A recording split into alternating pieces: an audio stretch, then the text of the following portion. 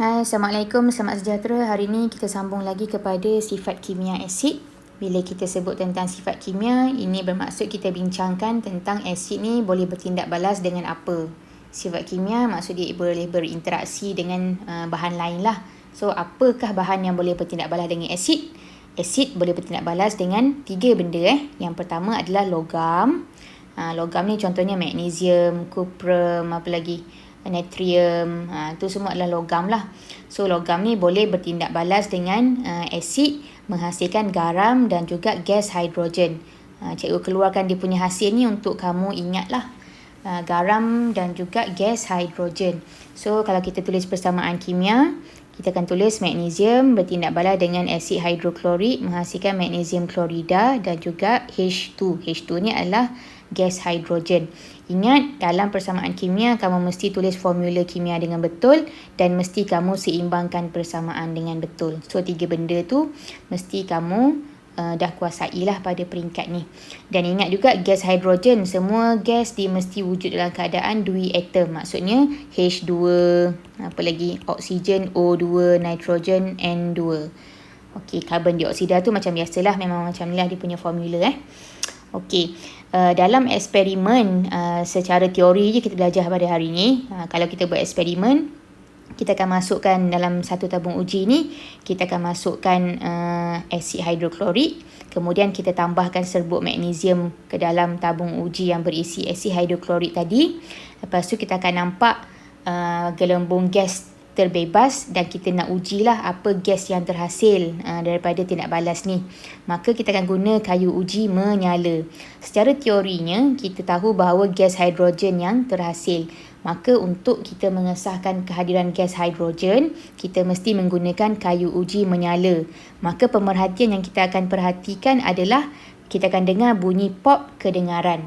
Pemerhatian ni bukan sahaja pada penglihatan kita tengok, dia boleh juga melalui apa yang kita dengar. Menggunakan 5 senses kita. Kita dengar, kita rasa, kita bau.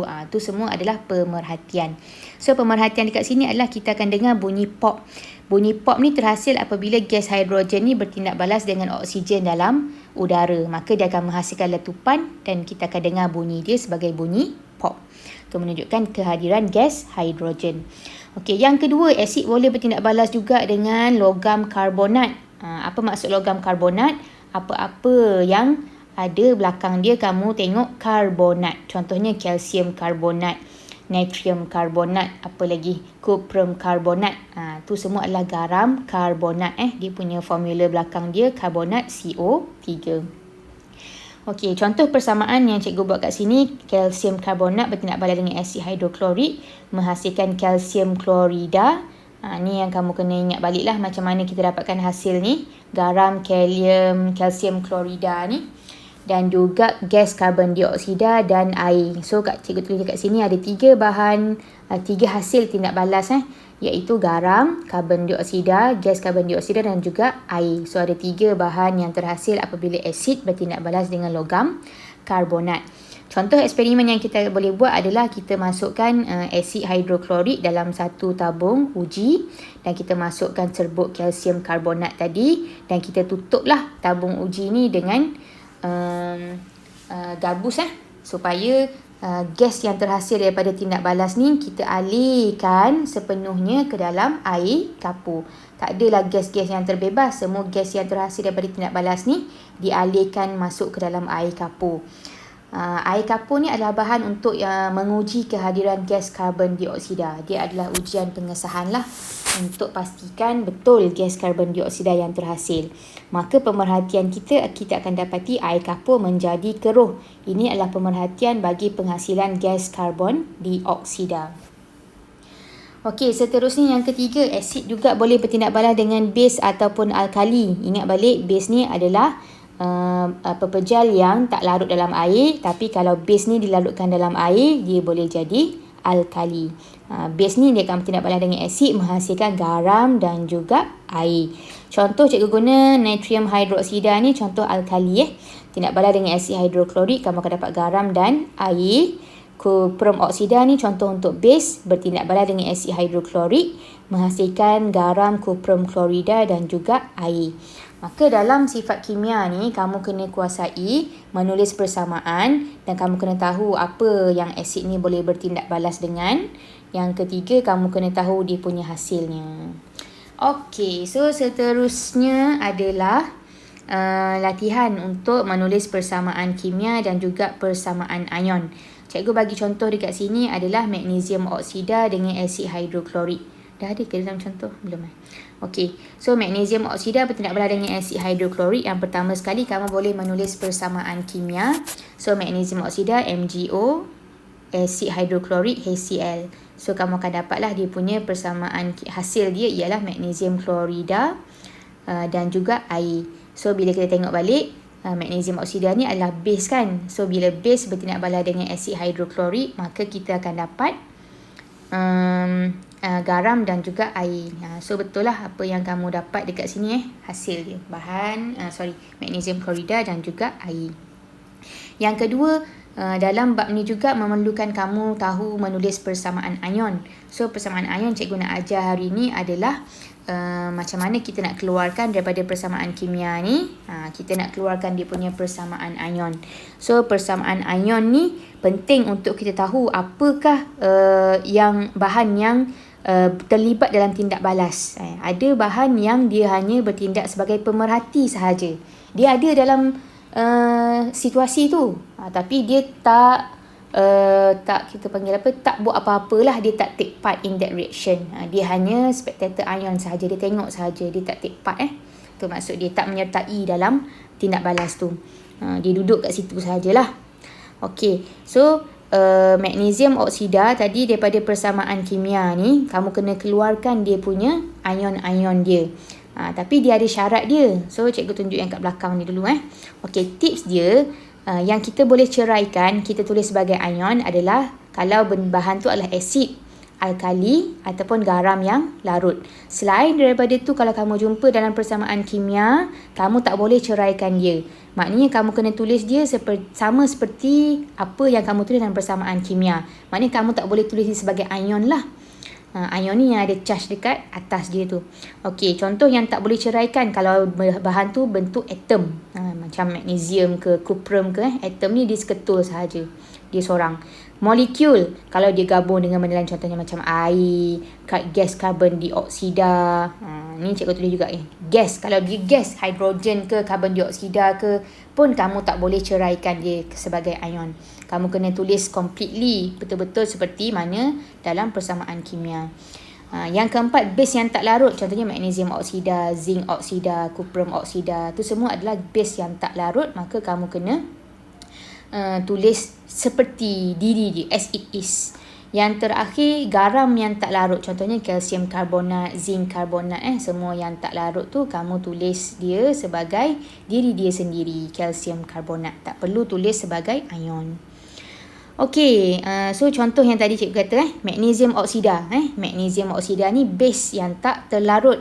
Maka kamu tulis dia sebagai diri dia sendiri kan. Turunkan sahaja. Okey, asid hidroklorik. Asid termasuk dalam bahan yang boleh mengion. So kamu kena ceraikan dia kepada ion-ion dia dulu.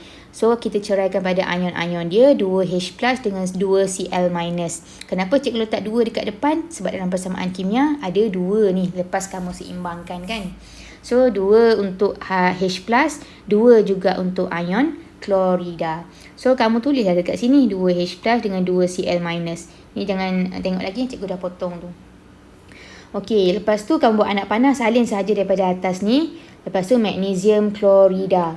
So magnesium klorida kita kenali juga sebagai garam yang terlarutkan, garam larut lah. Maka kamu boleh pecahkan dia sebagai ion. So Mg2+ dan juga Cl-. So 2 dekat belakang Cl ni kamu letak depan 2Cl-. Yang terakhir sekali, dan tambah salin sahaja H2O. H2O ni adalah molekul. Air pun termasuk benda yang kamu tak boleh ceraikan. So kamu salin, tulis sahaja as it is H2O. Okey, step yang kedua, lepas kamu dah tulis naraikan semua bahan yang boleh mengion, tulis dia punya ion kalau dia boleh mengion. Kalau tak boleh mengion, kamu turunkan dia seperti mana dalam persamaan kimia. Okey, step yang terakhir adalah kamu bandingkan. Okey, antara sebelah kiri bahan, sebelah kanan ni hasil. Yang mana wujud ataupun hadir di kedua-dua belah pihak. Kalau dia wujud di kedua-dua belah, kiri dan kanan, maka kamu bulatkan. Lepas tu kamu kena cancel outkan dia. Maknanya kita tak akan tulis dia dalam persamaan ion. Tu maksud dia, ion klorida dalam tindak balas ni, dia bertindak sebagai ion pemerhati. Dia tak terlibat dalam tindak balas tu. Dia tengok sahaja. Dia ada tak dia? Saksi sahajalah. Dia menyaksikan tindak balas tu berlaku, tapi dia tak buat apa-apa.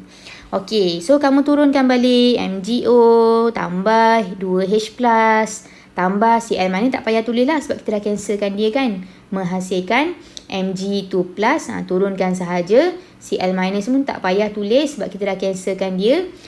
Dan tambah sekali, akhir sekali H2O. Maka ini adalah persamaan ion yang kita dah hasilkan daripada persamaan kimia tindak balas magnesium oksida dan juga asid hidroklorik. Okey, sama juga untuk yang kedua. Cikgu bagi dua contoh sahaja. Okey, asid hidroklorik dengan natrium hidroksida. Sebelum kamu kena tahu dulu yang mana asid natrium hidroksida tu, asid ke, alkali ke, logam oksida ke, base terlarut ke, base tak terlarut ke, kamu kena tahu dulu. Okey, so natrium hidroksida kita dah belajar sebelum ni. Semua yang ada belakang dia hidroksida tu, maka dia adalah alkali. So kita tengok balik syarat tadi. Kalau dia adalah alkali, maka kita boleh ceraikan dia, boleh tulis sebagai ion. Okey, yang kedua, asid hidroklorik. Dah sebut dah asid dekat depan ni. Masuk tak dia dalam kategori? Dia masuk dalam kategori boleh diceraikan, iaitu asid. ACL dah ada cikgu senaraikan kat situ. Okey, so balik semula kepada persamaan kimia. Kamu tulis dulu natrium hidroksida bertindak balas dengan asid hidroklorik menghasilkan natrium klorida, garam natrium klorida dan juga air. Okey, next step dah siap dah. Kalau dah seimbang tak ada masalah. Pergi kepada persamaan ion. Keluarkan dia punya ion-ion dia. So kita tahu natrium hidroksida adalah alkali, asid hidroklorik asid. Kedua-dua bahan ni boleh mengion. Maknanya apa? Kita boleh tulis dia sebagai ion, ceraikan dia sebagai ion. Natrium Na+ tambah OH minus. Ni cikgu dah siap tulis ni. OH minus. Okey, lepas tu tambah lagi H+ dengan Cl-. Kamu pecahkan juga dia punya ion-ion dia menghasilkan natrium klorida. Natrium klorida ni adalah kategori garam larut. Nanti next subtopik kamu belajar garam apa yang larut, garam apa yang tak larut. So hari ni cikgu bagi tahu saja natrium klorida tu adalah garam larut. Nanti kamu boleh bezakan lah. Okey, seterusnya dah natrium klorida dah tulis Na+, Cl-. Lepas tu H2O tak perlu pisahkan dia, tak perlu ceraikan. Terus tulis as it is H2O. Okey, lepas tu step yang kedua, kamu bandingkan sebelah kiri dengan sebelah kanan. Yang mana bahan yang wujud di kedua-dua belah kiri dan kanan. So, yang ada Na+. So, boleh potong. Ada lagi Cl-, so boleh potong juga. So, mana yang tinggal sahaja kamu turunkan. Tulis dalam persamaan ion. So, kita ada OH-, kita ada H+, dan kita ada H2O. Maka siaplah kita punya persamaan ion.